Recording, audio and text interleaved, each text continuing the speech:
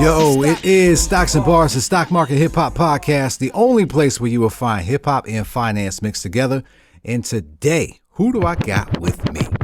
I got this guy that I actually met finally when I went down to FinCon last year, and we are going to have a great discussion about back in the days. We've had great discussions in the past, and I'm looking forward to this one, so let's go ahead and get into it. Let's go. I got my clique ready to use the money they got from jobs, encouraging, teaching them that it's not so hard. I'm doing this, making investing pop.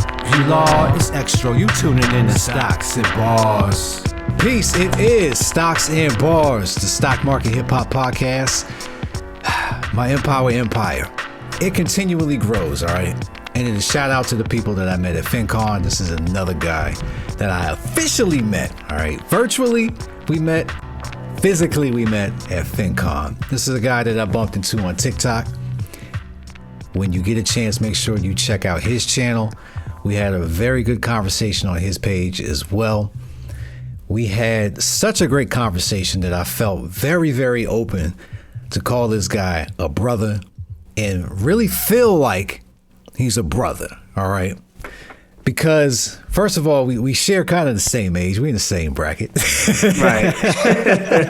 You know, we come from the hood, made something of ourselves. Now, this guy, I'm very proud of him. I watch him from afar. I watch him do his financial content, and I'm always amazed at how he stays in front of things. Listen, ladies and gentlemen, I want to bring to the table my guy, Marcus. Ladies and gentlemen, let's give him a round of applause for coming on. Debt-free dad. This is my guy. What's going on with you, man? Hey, what's going on, brother? What's going on, everybody? Tune in. I definitely appreciate you and your listeners, having me on the platform to hear the convo, hear what a brother got to say. Yeah. So like I was saying, we come from the 80s, all right?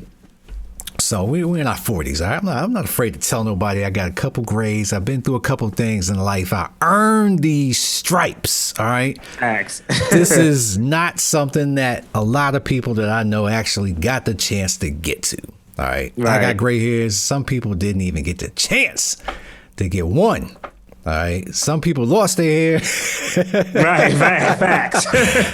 Some people lost their hair. I'm still here, So I'm very grateful for the opportunity to get better. So what we're going to talk about today is out with the old, in with the new. All right. We've come from a background where we've seen things and we've applied them and we've improved ourselves. So first thing I want to get off my chest here is that my guy is a lawyer. All right. I don't know any personal lawyers in my personal circle, all right? So now that the Empower Empire is starting to extend itself out, I welcome this, all right? Because last time I talked to somebody, who snowboards, right? Before that, I talked to somebody who was surfing. I knew nobody in my life who's surfing, all right? I'm like, surfer? Put that down. I'll write this down. All right. So now I got a lawyer. All right. So tell me about the journey about how you ended up becoming a lawyer. Well, it really, I guess it was twofold, growing up where I came from, single, parent household, growing up with moms. My mom's was always she's a church. She's a missionary. She's a minister now. And so I'll tell you to keep it a buck. She's been telling me probably since I was 2 or 3 that you're gonna be a she lawyer. had a dream that I was going to be an attorney and that my brother was going to be a preacher. And so that she might have subconsciously fed it to me, you know what I mean, at a young age. So that was really the first time I heard it. But, it was no, some people are blessed to have, parents or aunt or uncle who kind of went in that field, so they kind of get some guidance. Unfortunately or unfortunately for me, I just kind of always had to take the route of figuring it out myself. Yeah. I was blessed in the regard that, and rest in peace, my brother, he passed away, and you probably know this during the summertime, he was murdered. But I was blessed to have a brother who, no matter what he got into in the streets, he wouldn't let me go too far. Yeah. And that's something that was it was just kind of prevalent growing up. Even cats in the neighborhood who weren't my brother, like I can remember asking the guy, "Yo, let me use your car to drive this to the homecoming dance, man." And he looked at me and was like, "Nah, if I let you use this car, you may have to use the pistol under the seat. But this is what I'm gonna do. But this is what I'm gonna do. You and who going with you? You get a crew of your boys and let me know how many people, your dates and everything.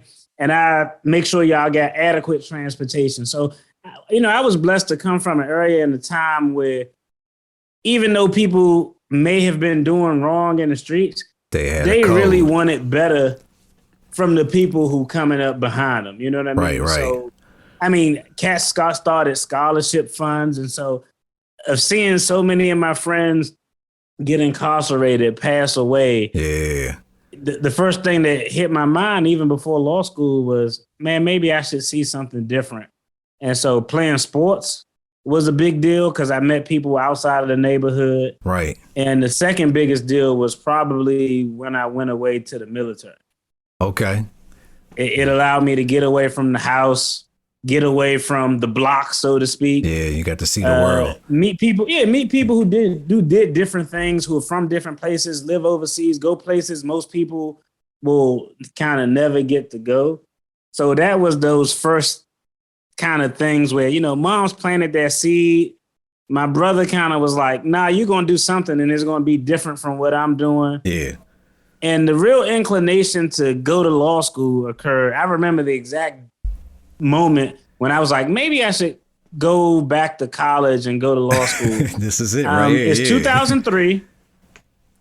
We are leaving Kuwait, getting ready to head into Iraq.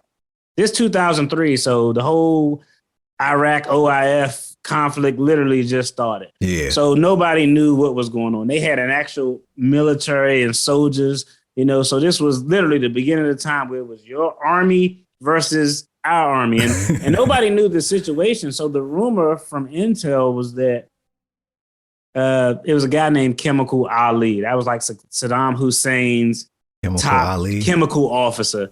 And the rumor was that Baghdad was just kind of laced with like sarin gas. If y'all get in too deep, we just gonna pop smoke on everybody. And so every time an explosion would go off, you never knew if it was chemical. So you had to put the mask on, put the rubber suit over your clothes, go through this whole thing in 120-degree weather. Ooh. And I remember sitting in a bunker with gunshots and everything going off, and I got this mask on, and you're breathing mad slow. And I was like, you know what? Might be time for it. Yeah, man. Maybe, man, you know what, man? Maybe my mother was on to something when she was talking about that law school stuff, man.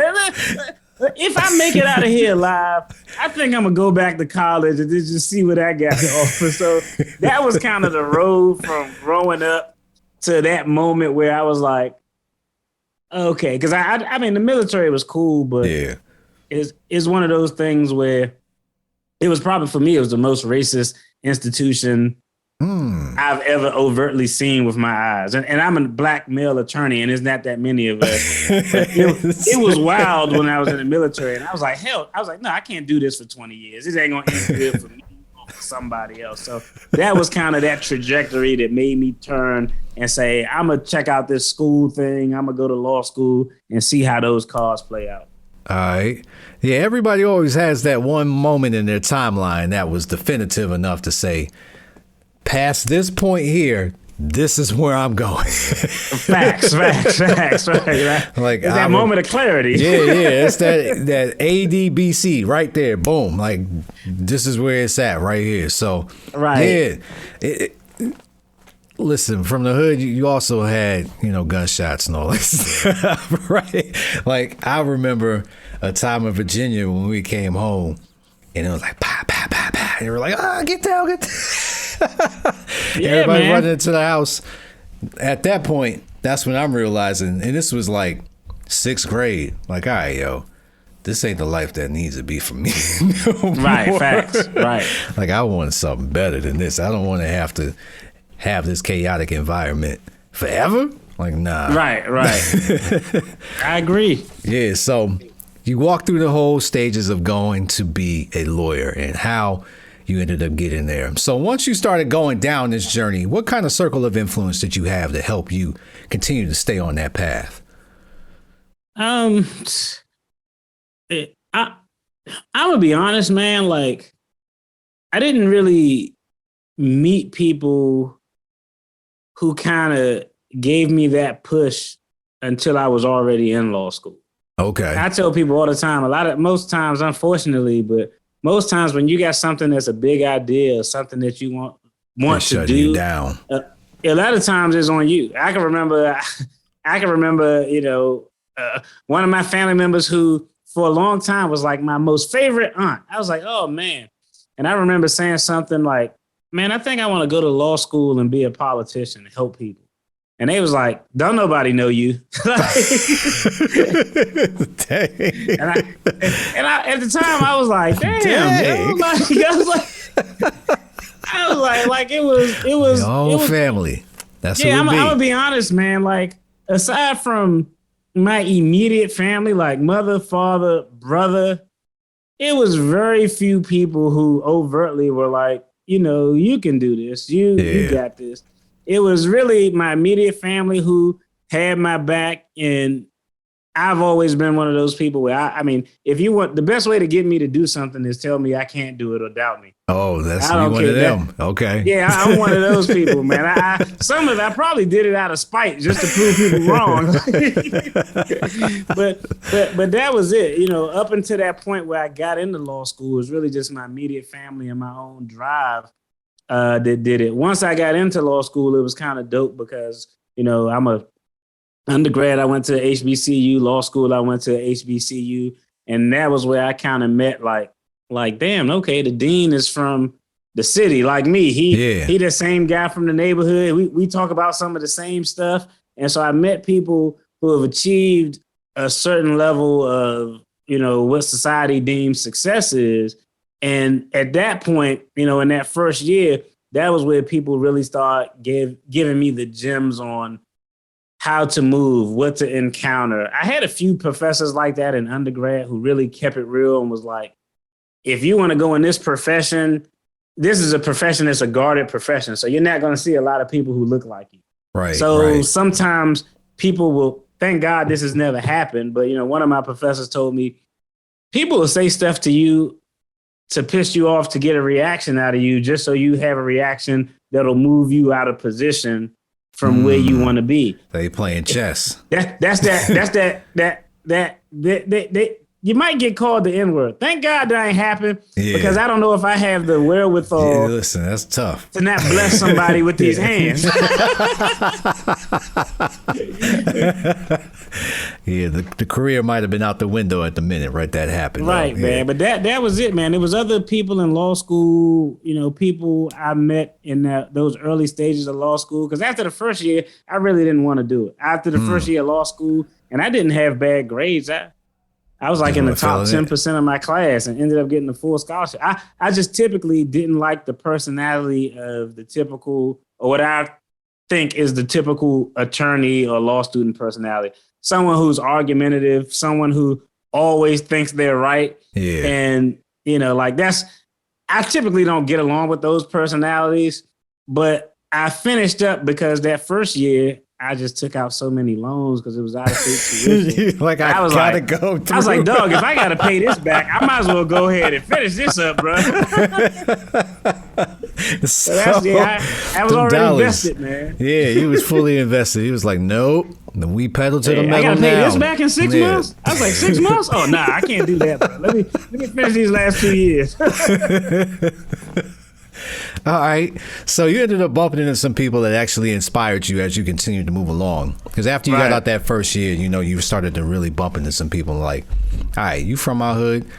Hell. And then you started to see yourself in that profession because you saw other people who look like you doing it. And that representation means everything, man. Everything. Because, when we come from the neighborhoods we come from, we only saw a handful of things. And so that's all we knew to do. And that's what we emulated. But when you see somebody who is, like you said, that quote unquote level of success that society has deemed, and it looks like you, then it gives you a whole, you know, you're like, wait a minute, I can do something different.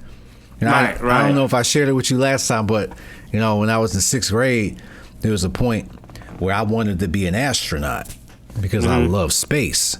Like, even in early grade school, I love science. Like, I'm still a science fan. Like, I watched a whole bunch of Nat Geo, all that type of stuff. I love it.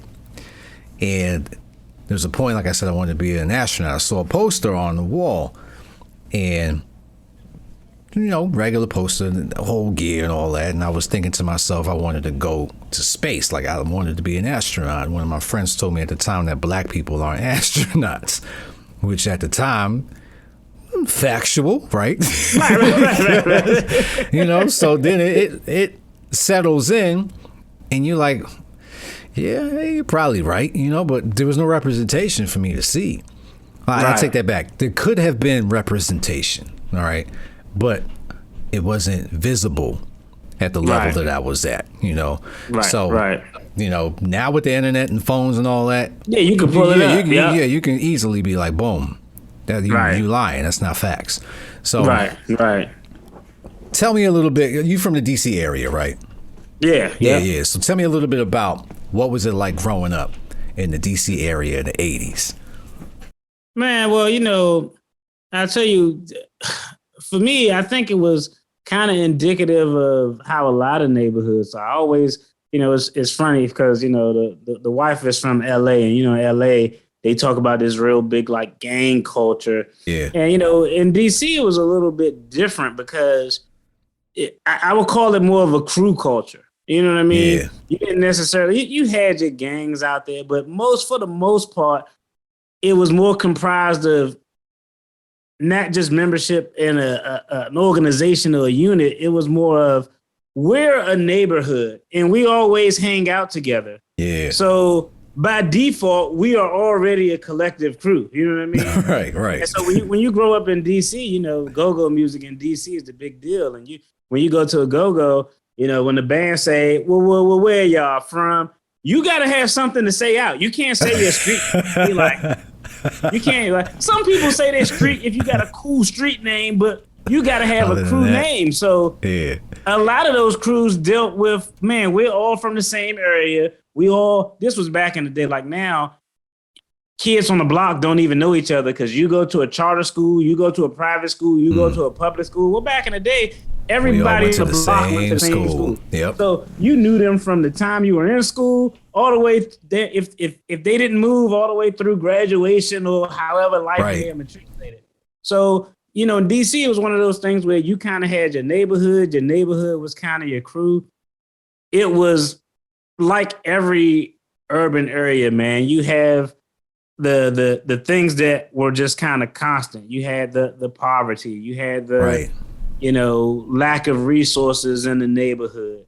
So it was one of those things where, like you see in a lot of inner city neighborhoods, you have to get out of these. You have to go over hurdles to have whatever you envision success to be, whether it's illegal or legal. You know what I mean? There's always some hurdle that you would have to go over to get whatever level of successes was. Right. But it wasn't, I don't want to paint the picture as if it was a complete negative aspect as well, though, because people laugh, but, you know, and I know you may or may not be familiar with DC Mayor Marion Barry. I am. Yeah, but Marion Barry is a mayor who, he got caught in a prostitution sting with crack. But unbeknownst to a lot of people, Marion Barry implemented so many programs in the city that were designed to keep people and youth off the street. They used to have midnight league basketball tournaments where games didn't start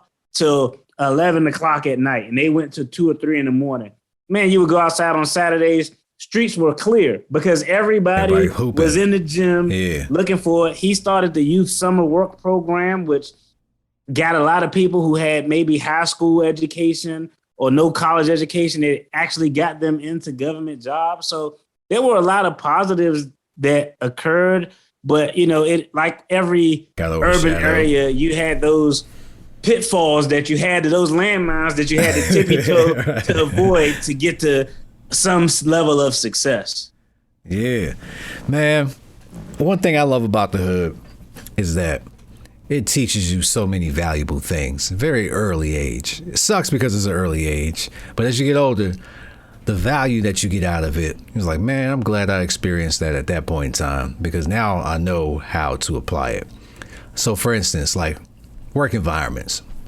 I hate work environments, first of all. I hate the corporate life. I really do, because it's nothing compared to, the street life that I'm familiar with. All right. Right. And there's so many things that, that vex me. Like, man, listen, do not try that again because XYZ in my head. But at the same time, like, I gotta keep this job. So I'm going to go ahead and keep this low. And I'm not going to tolerate this. But I'm going to let you know next time. So some of the things that I've learned from my culture is how to navigate through tumultuous environments. All right. I remember there was a kid who wanted to fight me so bad, and I would dodge him all the time because I just didn't feel like fighting, right? Like, at an early age, I understood conserving my energy. Like, listen, we can do this all we want, but at the same time, for what? Like, just because you really don't like me because of whoever. So, question I have for you is, like, from what you learn from the DC street life, what have you taken from it that you still apply to this day? I think the biggest thing for me, and like I said, we're gonna go to where, like, when you say the DC street life, I don't want folks to get the picture I wasn't young Nino, okay? Like I said, my big brother now him, different story, but and kind of growing up in that environment, the biggest takeaway or lesson is that I think growing up in those environments build character. You know what I mean? Right. It builds character. It builds that mentality I talked about, where if people doubt me, I'm going to do it just to prove you wrong. Even if I don't want to do it no more, I'm going to do it now because you can't say that I can't do it. That is, and I think there's some value. Yeah, I think there's some value in having that attitude, that fighter spirit, that hustle. And it's funny because, I think this holds true. I told my pops this. I said, at some point as a kid growing up, my pops, you probably looked at me and was like, man, this kid in that street smart. I think that's something that every parent, if you're doing your job as a parent, you're going to look at your kid, and if you don't say it, you'll think it to yourself. And you should think that, because you presumably got your children into a better situation than you. They don't have to do that. And so it was interesting. I remember when my son was a little guy, he started playing basketball, and we stayed in a nice side of town. And I was like, nope, we not playing basketball over here. I drove him all the way to the other side of the town. And my wife was like, why are you going all the way over there? He can play basketball here. And I was like, nope, I want him to interact and meet that kid who wants this so bad because he thinks this is his only way out. I said, I want him to interact with that kid so you know how to deal with that personality. You aren't intimidated by that personality. And the first time you see a hungry personality like that, you like, okay, I know what this is. Yeah. I know how to deal with it. My wife was like, this dude dropping my baby off in the hood to play basketball. But I was trying to explain the lesson that I wanted him to get. Like, you're doing this and you play basketball because it's fun and you like it.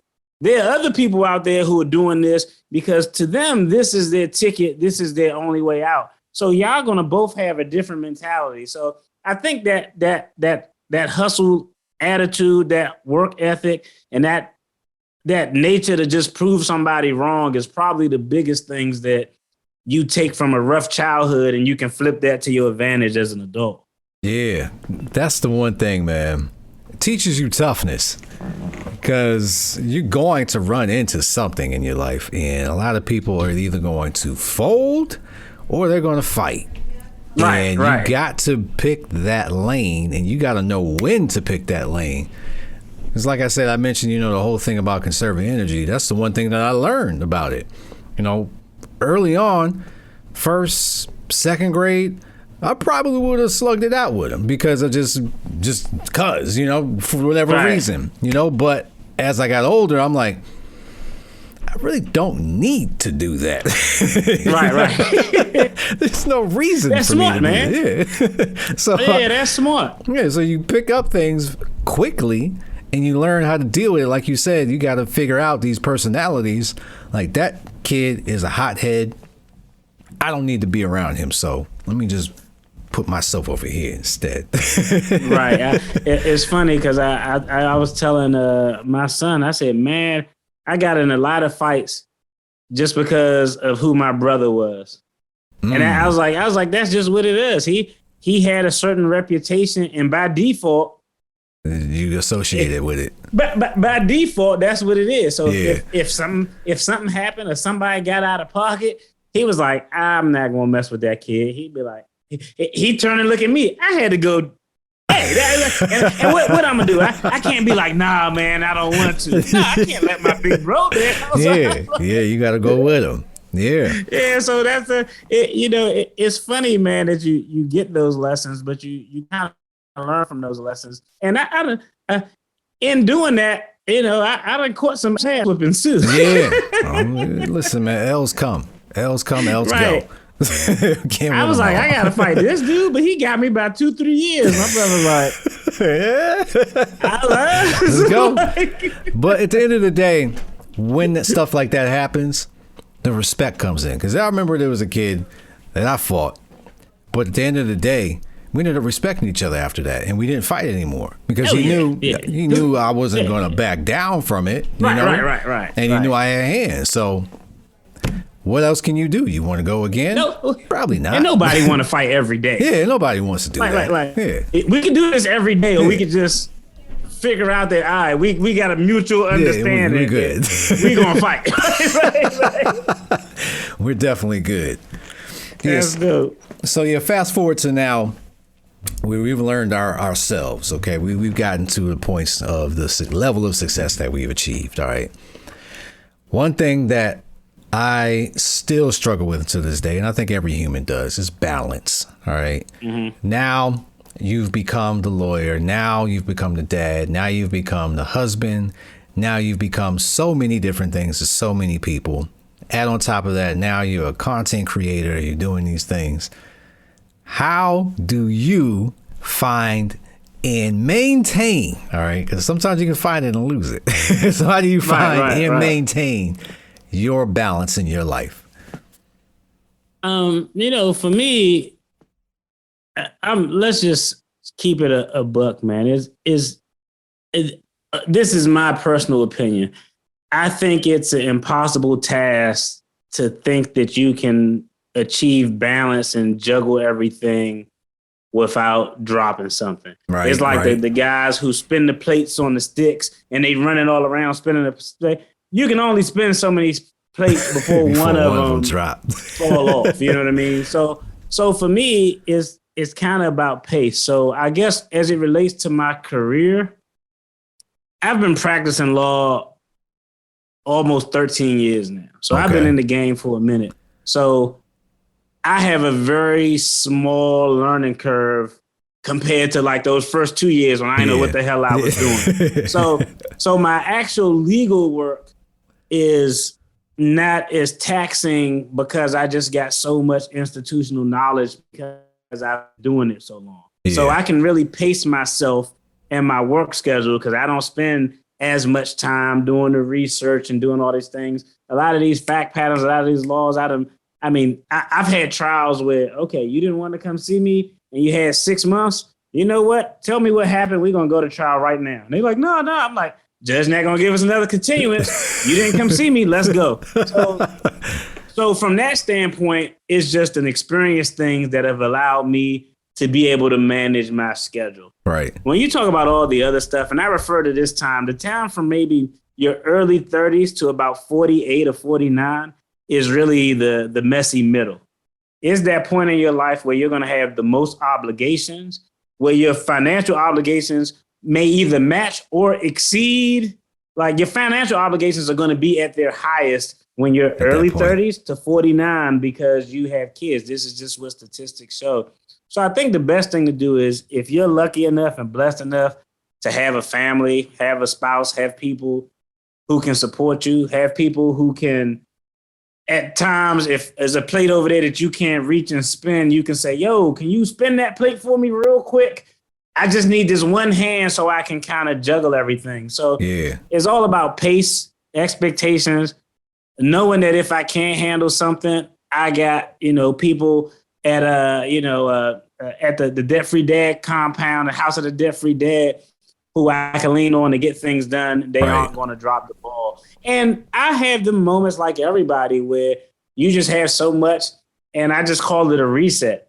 Sometimes you just need a reset. My wife will know when I need a reset because I'm just like, I'm kind of real irritable. And sometimes you just need those resets where you say, you know what?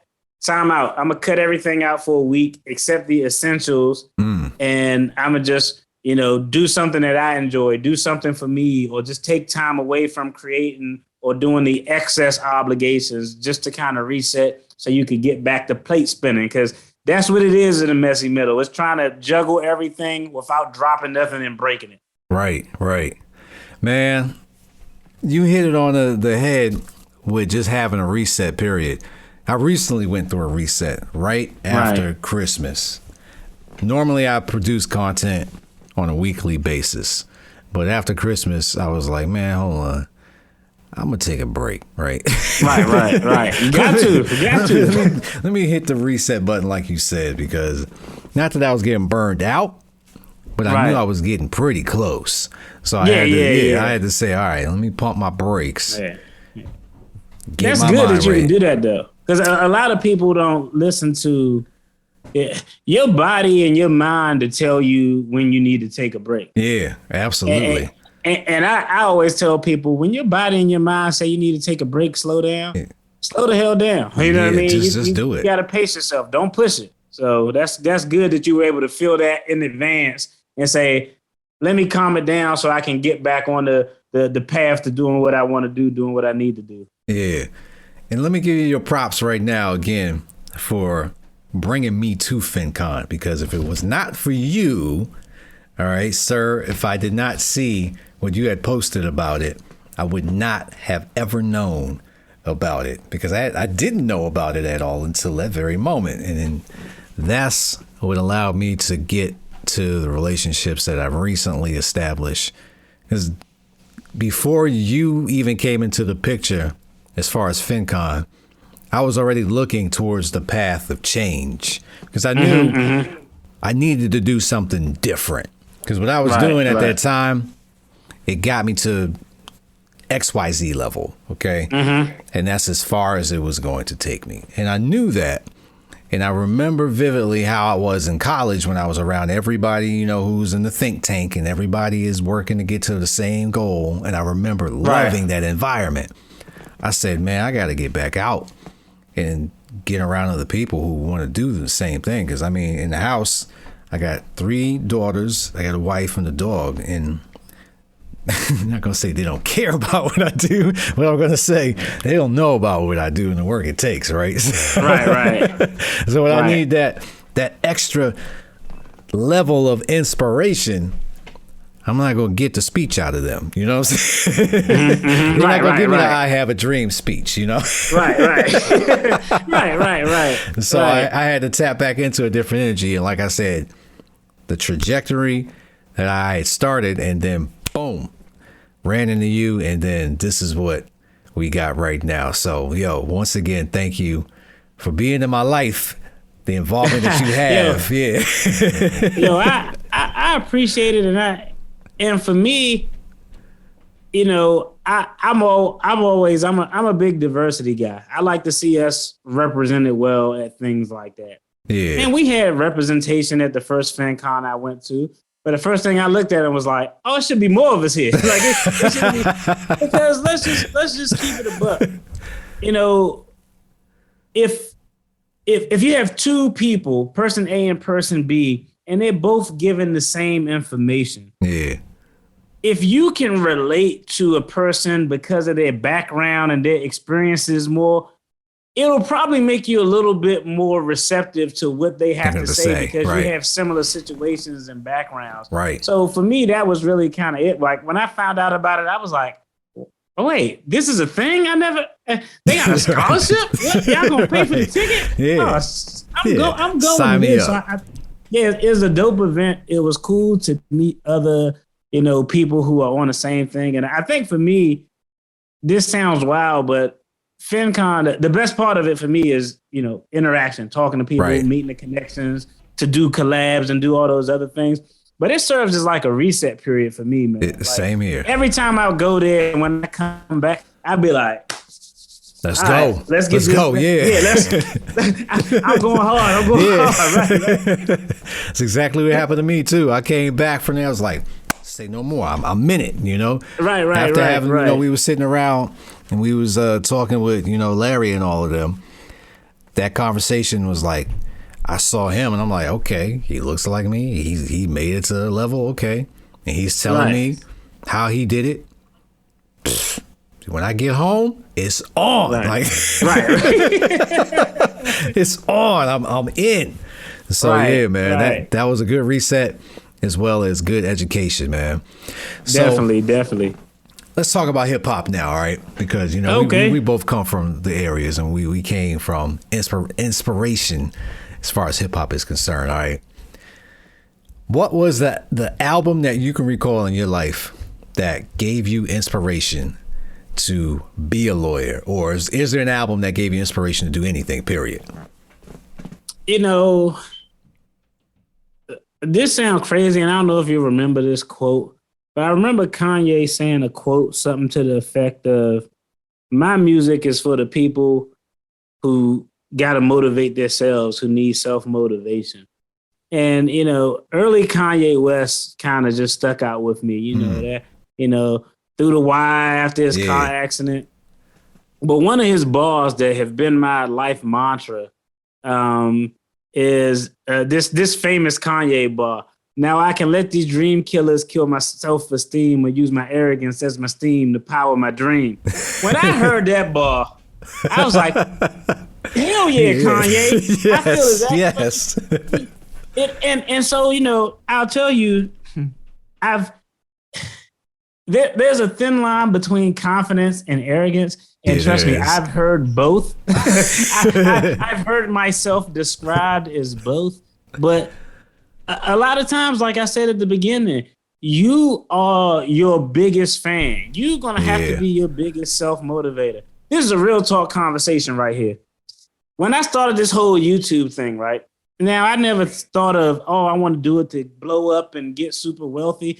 I just wanted to, I'm going to pay off my debt and I want people to see how I'm doing it. So hopefully it can motivate them, blah, blah, blah. That's kind of what it started about.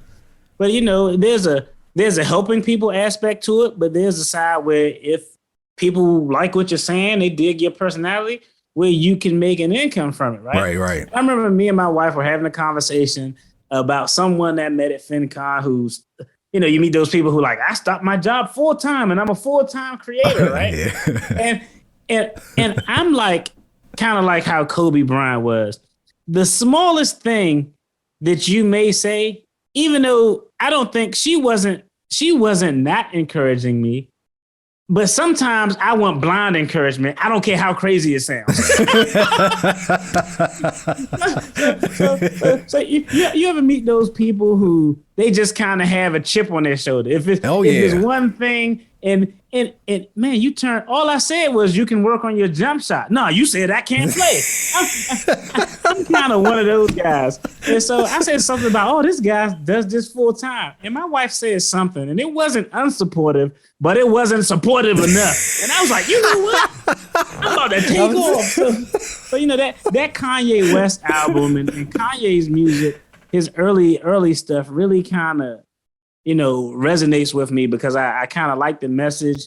When his music was coming out, it was kind of that time frame where I was in college. So a lot of the college dropout stuff, it kind of really resonated with me. Yeah.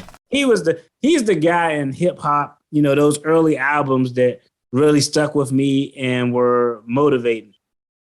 Kanye, it's going to be weird I say this. I don't think he gets enough credit.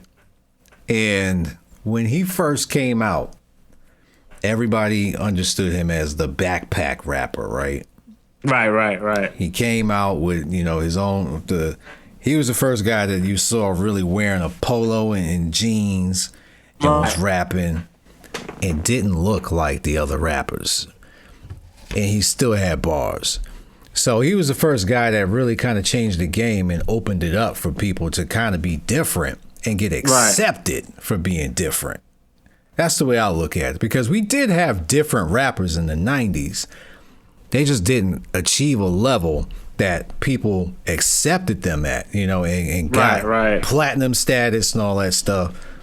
And maybe I'm disregarding somebody. I can research it later. And if I am, then holla at me, whoever. As far as it's concerned, I give Kanye the gold medal for that, because at that point in time, I can't remember another rapper who decided to just completely be himself and not, like you said, not have arrogance about it, but was just very confident in himself that he was good at what he was doing and believed he was the best.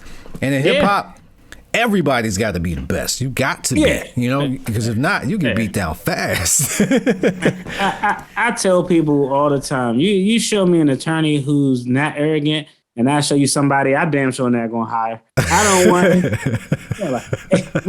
maybe not. Like, okay, I know things could not go my way, but you need to show me how it's gonna go your way. Confidence. Yeah, you need to show me the utmost confidence. Hey, even if we lose, we gonna do this. Yeah. And if that don't work, we can appeal it. This. I need you to give me all my options, and I need you to put on this entire performance based in skill. Right. And I feel like that's what Kanye was able to do. It's one thing to put on a performance, but you don't got the skill. But if you got the skill and you can give me the performance to buy into, okay, this dude is confidence. Like I said, confidence, man, it'll get you through.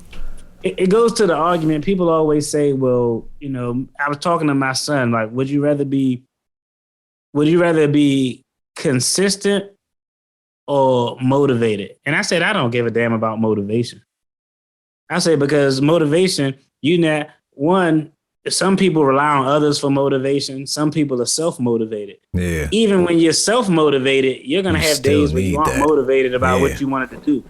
So if I'm a bodybuilder and I want to be in the Olympics for whatever strongman competition, motivation isn't what's going to get me there. It's consistently. Right. Me getting up on the days when I'm not motivated to do the same thing I need to do, that consistency is there. And so I feel like, having that arrogance, but the skill set and the consistency, that's something that I think Ye had. Like I said, he was he wasn't wearing Mitchell and Ness jerseys. Right. Yeah. He was just doing the button ups, and he had the hat, and then he had the little bear thing going in the beginning. Just different and just being himself. Right. And it got him to where he is. So I give it all to him. So we keep it on hip hop, right? What's your favorite time frame for hip hop? I mean, you mentioned Kanye, so that's like early 2000s. So that's it. Yeah. I think if I had to say the golden era of a 3-year period, oh man, I would probably say that 95 through 98, 99. I'm right with you. I was going to say 96 to 99 was it. Yeah, like for that like from 95 to like early 99, man, that was just when everything that came out was so dope. Yeah. I mean, you had the biggies, you had the Bad Boy coming up, then you had the guys from down south who was on the scene. Like, man, who are these guys? I mean, I think that's when, for me, that's kind of, and I know I understand and I'm familiar with the history when we're talking about hip hop in the 80s with Busy B and Mo D and those battles, South Bronx. I know all of that stuff. Right. But far as the stuff that resonated with me, if you get into my car, you're going to think you're in a time machine to the mid-90s, bro. That's what it sounds like. I often play on my other channel, on the Stocks and Bars YouTube channel. That's all I play on there majority of the time. Is, the music, because honestly, I'm connecting with people who are just like me anyway, who likes that. So I'm with you. My frame is 96 and 99. That stretch right there. See? I don't think you can really find a whack album in there, you know. And if it was whack, it still probably has some gems on it. So right. because the level of talent that was out there, you had to compete. You had to bring it. There was no way you was gonna get off the shelf if you was lame. It just wasn't gonna happen. And that also kind of leads to the whole thing with the Kanye's. If somebody like Kanye would have came out back then, they probably would not even looked at him, right? They would have been like, oh, nah. They'd have been like, what? Who is this weirdo? Yeah. And that's why I say he changed the game, because he came out. Yeah. It was like, listen, I might not look like these guys, but I can spit. All right. Right. And, you know, it's crazy because I always told people about that time frame in hip hop. I'd be like, of all the people who were popular, okay, all the people who were selling albums, name somebody during that era who was selling albums and very popular, a lot of radio play, who was whack. And the first name that came out there, they was like Ja Rule. I said, okay, if Ja Rule is your wackest rapper, that's crazy because 90s Rule was on fire, man. Certainly was. With the Holla remix, man, what? Murder Inc., him, DMX, Jay-Z on the album cover, The Source, man, you crazy as hell. I was like, they had it on lock. Give Ja his respect, man. Right. Yeah, I gotta stop. Ja was on albums and songs with Jay-Z's, DMX, the biggest in hip hop. And was holding it down. Yeah, it was. Yeah. I never left out of there like, man, Ja got punished. Like, he held his own. Yeah. I mean, I can look at those days, and back then you can say he wasn't the caliber rapper, but as you can tell now, when you look back at it, it's like, man, wait a minute. Right. Yeah. What was I talking about? That's because we were spoiled. Right. We had all of that back then. We had so many. Yeah. So somebody had to be at the low end. Right. Even if you were talented, you were like, you're the sixth man of the year. Yeah, you nice. And you could be a starter, but we already got 5 guys who nice. They already nice. Sorry, you just happen to fall in this spot. So that's what it is. Right. So my album that opened me up, obviously, is Illmatic. That's going to be the one. I remember when I very first heard. Matter of fact, no. My first album that I heard that opened me up was The Infamous. Then I heard Illmatic after The Infamous. Because The Infamous, when I heard that was 94. And I heard that, I was like, who is these dudes? And I've been hooked ever since. And then after that, I heard Nas. Yeah, so that was it. But he was a QB guy. Yeah, fully. You know, I'm from Brooklyn, but I was Prodigy, man. That was my guy. P, oh yeah. So let me ask you a question real quick, man. If you had to take it, what was your hip hop song that you could recall from your elementary school days that made you really say, man, I this hip hop thing, I kind of got love for it, man. For me, the song that resonates with me, I was just playing it for my son. We was watching the video. I was like, I think I was in 5th grade. Tribe Called Quest Scenario with the Young Busta Rhymes. And I said, man, when I saw that video, I was like, whoa, this is like, Scenario was the one song I can remember from my elementary days. Yeah. When I heard it, I was trying to call into the radio and request it so I could record it on my cassette player and everything. I got 2 of those. All right, it was Buckshot. Okay. All right, Buckshot came out with Who Got the Props. Okay, that was my jam, and that was 6th grade. All right, and then there was the Hit Squad. Cause I was huge Redman fan. Okay, when they came out with Headbanger, that was my joint right there. It's like the Headbanger. What the hell? I was like, that video had me nuts too. And then when Redman's verse came in on that too, I was like, oh my god. Yeah, so those was my 2 right there, man. There was a group called the Youngsters. And they shot a video right around the corner from where my grandfather stayed on Farmers. And I remember that I saw the video, and did you have a box? Box? Yeah. Okay. I ain't had a box, but I had friends who had the box. So I remember watching the box, and I saw the overpass where they were shooting, and I was like, yo, I know exactly where that's at. That's over there, right around the corner. Like if you left Farmers and hit right there, 134th and Farmers, that's it. And I'm like, oh, and these kids was like my age. And, you know, who do we have back then that was spitting? We had the youngsters. Who was another young group back then?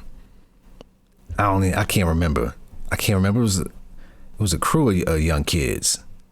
Anyway, but yeah, that also opened me up too, because I was like, I could actually try to be a rapper. Like, right. These kids is like 11 and they sitting there spitting.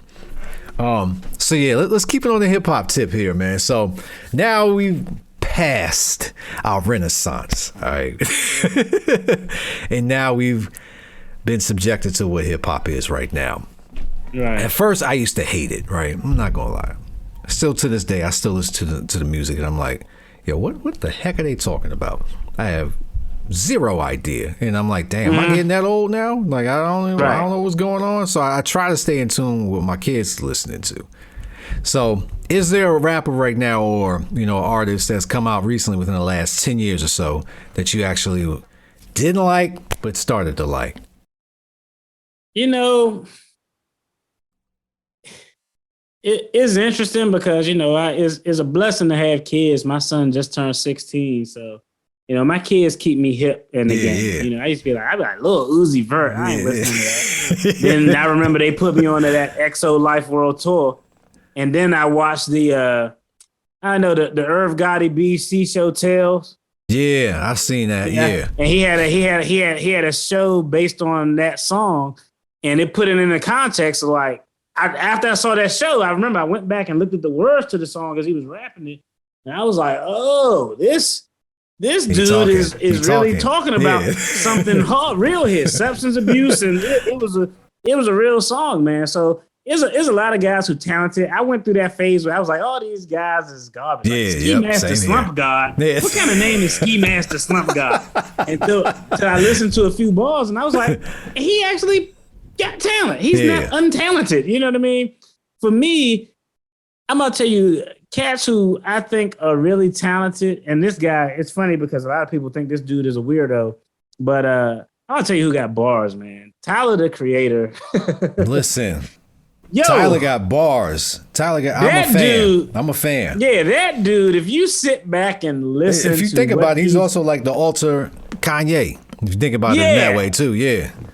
Yeah, so I like Tyler, the Creator. I like Lil Uzi Vert.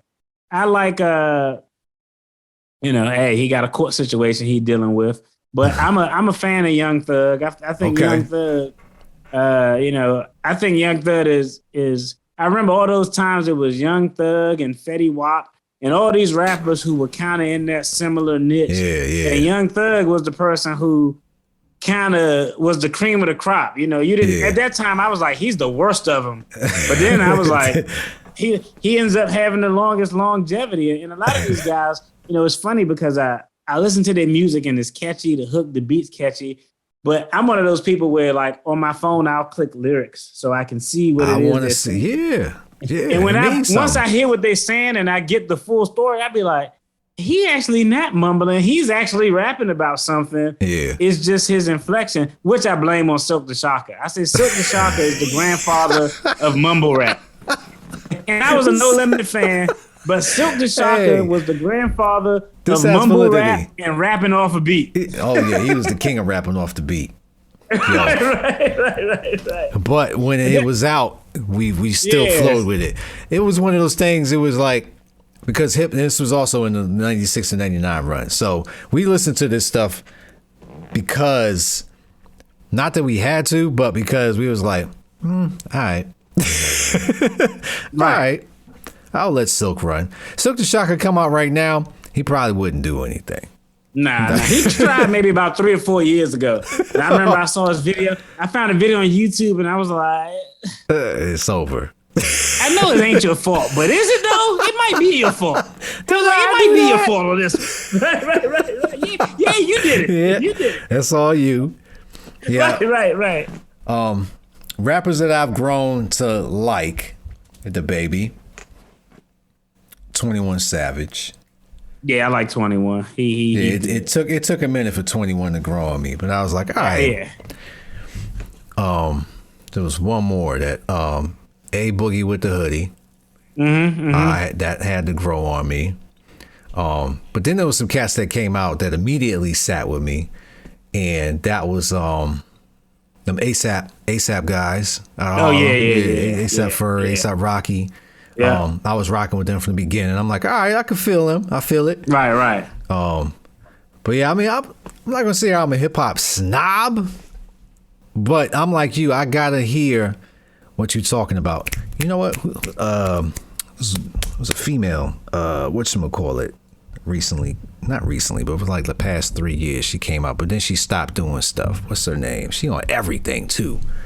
Who? She's on pretty much every single song now, man. And she rap. What the heck is her name? That was just driving me nuts. Who? Lotto, Glorilla, who you got? It's somebody who recently stopped rapping. She was rapping. Dang, why am I drawing a blank right now on who this is? Hold on. I know I got a hip hop question I gotta ask you to settle a debate with my son I had too. What we got? We were talking about who's the rapper who had the brightest spark but flamed out the fastest. And so we narrowed it down to 3. Now to judge this, we went off 1, they had to be really popular. 2, the other category we looked at is their flame out had to be relatively fast or short. They had a short run. And the third factor was if they flamed out due to something that was completely their fault that could have been avoided, they got extra points in the you effed up category. So this is who we narrowed it down to. Okay. My son threw out this name. I only know of one song with Kanye West that he did. So I was like, I don't think he was popular to me. Lil Pump. I was like, I can't think of one Lil Pump song. I can't either. I said he's not popular. No. I said the 2 people to me who came out were the Baby. I think he burned as bright as you could, and he fell off as fast as you could. and it was probably his own fault. Had he shut up and not double down and just apologize. And the other one that I thought of was 6ix9ine. And I'm not a 6ix9ine fan. I don't think he can really rap, but I'm talking about he shined bright. Everybody knew who he was. Yeah. He was no matter how horrible you may think he rapped, he was on a lot of people's songs. He had a lot of features, and he just kind of fell off. I would have to think it's the Baby, man. I feel like the baby was probably had the most talent. That could have. He was actually a good rapper, and when he fell off, I was like, why nobody listening to him no more? And it was just because of something he said on his own. Yeah, because I remember he was on what's the remix with what's her face? Damn, I'm drawing a whole bunch of blanks on female artists right now. He was on the song, and then all of a sudden I didn't hear him no more on the song. Dua Lipa, that's who it was. And I was like, why he ain't on the song no more? Like, how all of a sudden he was just on it and then not on it anymore? It was like one day they was like, cut him off. And it was over. He made one wrong comment, then he went to go apologize, and he doubled down. I was like, you can't double down on that, man. They said, who's advising you? I would say, for me, probably Troy Ave. I thought he had a nice run. He was like an independent artist that had a really good spark, and then he got in his trouble, and then after that, I don't really. Yeah, that's a good one too. Yeah. That's a good one too. And I saw he recently came out with a mixtape, and he was on like an interview somewhere too, but I don't know what's going on with Troy now. The artist that I was talking about, I had to research it after that for a little bit. Doja Cat. Actually, I was a fan of Doja Cat. Well, I like her. She stepped away recently because she made a decision. She got talent though. Yeah, so I was like who is this? And I kept hearing her, and she was everywhere. And I said, okay, I mess with Doja Cat. Yeah, she's talented. Yeah, I agree. All right, so last question, hip hop related here. All right, so me and you, we got a hip hop background. All right, somebody who's never listened to hip hop before, they bump into us. All right. What are the 3 albums that you're telling them right now that, okay, you never listen to hip hop? Listen to these 3. You know, it's funny because, again, this is a conversation. And I will put it in the context of, can we do 3 songs? I can give them 3 songs. You can do 3 songs because we can relate the album back to the song. Yeah. I had this conversation, you know, with other people. And somebody who never, if it was an alien, never from this planet, you got 3 songs to give them to listen to hip hop. The first one is going to be Tupac, Dear Mama. Okay. I just feel like it's so relatable because everyone has a mother, be it good, bad, or indifferent. The storytelling is consistent. It's going to draw out some emotion. The second one, and these are ones that as we were having this discussion, me, my son, and my daughter, and after they said their 2, because that was my son's pick, and I said I would agree with you with that. Okay. I picked Outkast, International Players Anthem. That was my pick. I think that has the harmony, it has the musical instrument, it has the storytelling about love and getting married and cutting off all the other stuff. I think when you listen to that song and you hear that beat drop and you hear that singing in the background, it has such a melodic tone to it in addition to the story that's being told. And the third one, and I'll agree with, the third one was picked by my daughter, and I said, that's a good choice too. Busta Rhymes, In the Ghetto. Okay. And I said, man. They got some picks. I said, y'all are telling some real stories here. And so when we looked at it, we thought about it, we said, think about it. Those three, I picked one, my son picked one, and my daughter picked one. We have one honorable mention went to Brenda's Has a Baby too. Okay, so that was honorable mentions. If we said you had to pick one artist, it would probably be Tupac. But we said with those 3 songs, you got a story about growing up in a rough neighborhood, your mother, the trials and tribulations she went through. It's almost a full life cycle. You got that story. Then you got Busta Rhymes, In the Ghetto, where you talk about how the ghetto builds culture. You meet some of the strongest people, all of those things. Then you close it out where you got a story where it's about love, it's about marriage, it's about relationships. Yeah. And so, those are the 3 songs I think, if it was somebody who was a novice to hip hop, never heard any hip hop at all, I would let them listen to those 3 songs, because I think those 3 songs, you can't listen, if you listen to those 3 songs and say, nah, I'm not feeling it, go out and sit in traffic somewhere. Yeah. You got to come back to hip hop after you hear that one. Right. All right. I got to do my 3. I got to remember 3, just 3, right? All right, so I'm going to sit somebody down and tell them, okay, boom, I'm going to sign you up to listen to Ice Cube, Today Was a Good Day. All right, because this is going to give you a valid story. Right. All right, and it's relatable to everybody on the entire planet. Right? Everybody has a good day, and everybody had something happen on their good day that they can rap about. And you can mess around and get a triple-double at any point in time. All right, song number 2 I'm going to give them. Okay, all right, boom. You got the good day. All right, now I want you to listen to Wu-Tang Clan Triumph. All right, this is a monumental song, man. Right? Everybody's that's right. You're going to hear this. Boom, boom, boom, boom, boom, boom. Bomb atomically. That's one of my all-time favorites, man. So you got to listen to this and make sure that you got it. All right, last, you're going to hear the rough side of hip-hop, all right? I want everybody to understand what the rough side is, and I'm going to take you to Mobb Deep, Survival of the Fittest, all right? This is a song that you got to hear. So those are my 3. Somebody who never heard hip-hop, I'm going to introduce you to the rawest side in the world of it. I'm going to have the smoothest side first, and the in-between right there, nice little sandwich. So you can embrace it. I like Triumph, man, too, man. That verse on Triumph, man, like perpendicular to the square, man. That was the hardest verse, dog. The RZA. I like to this day, man. As soon as I hear that beat drop, I'll be like, Hey, listen, let's also give props to RZA for being the originator of the Z, right? Because we had the RZA and the Jizza. Now what you got the SZA, I saw, okay? Then, I mean, shout out to Smoke DZA. All right, we got that too. All right. There's probably some other Z's out there right now that I don't even know about.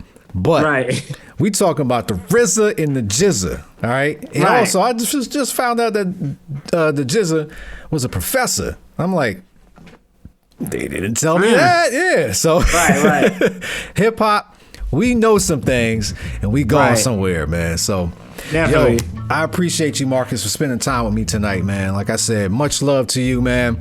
I really do consider you as a brother. And like I said before this call, man, I've been meaning to reach out to you. My heart was there. My timing just did not match up with my heart, man. Hey, brother, it happens, man. I appreciate you blessing me to, be on the podcast, man, and your listeners for tuning in, brother. Definitely appreciate it. Yeah, so let them know where they can reach you at Debt Free Dad on YouTube, man. Make sure that everybody, go check out the page. So go ahead and tell them where it's at. Okay, you can find me on YouTube at Debt Free Dad, DEDT, Debt Free Dad.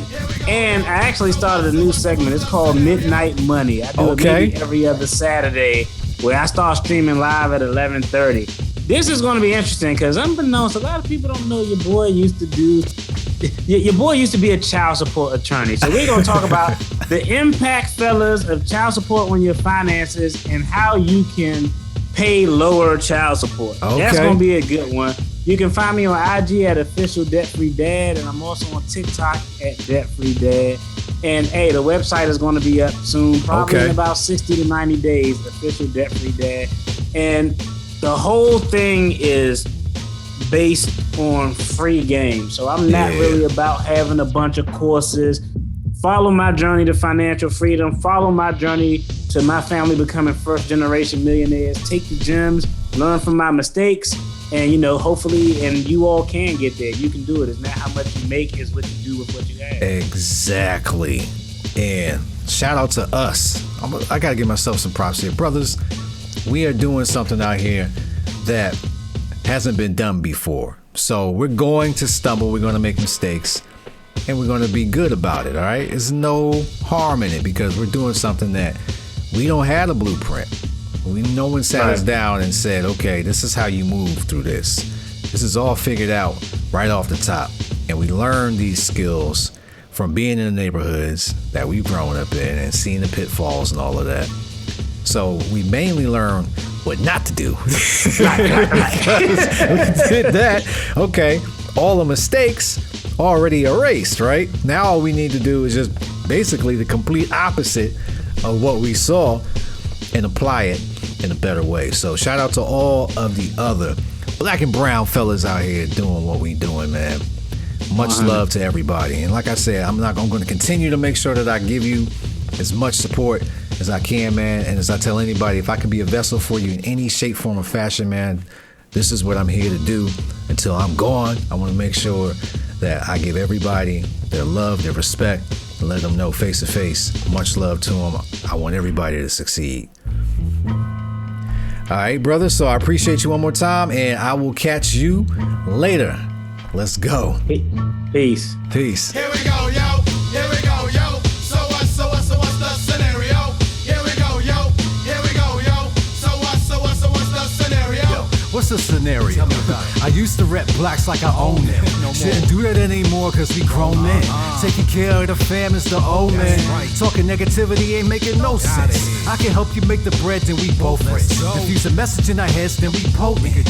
Words of wisdom in our culture need to know tips. Me and Marcus on a mission just to show simple steps, elevate next level. Show you how to break the rules so you'll be the next rebel. We are more than entertainers, don't let no one else tell you dominate anything we touch cause we the best ever. Helping you grow with equity with the beats. Every chance that I get, I'll equip you with tips to make your next better. With ownership, you will never need a loan again. It's the only way that we grow the M's. Stop, bars, stop, bars, stop, bars, stop.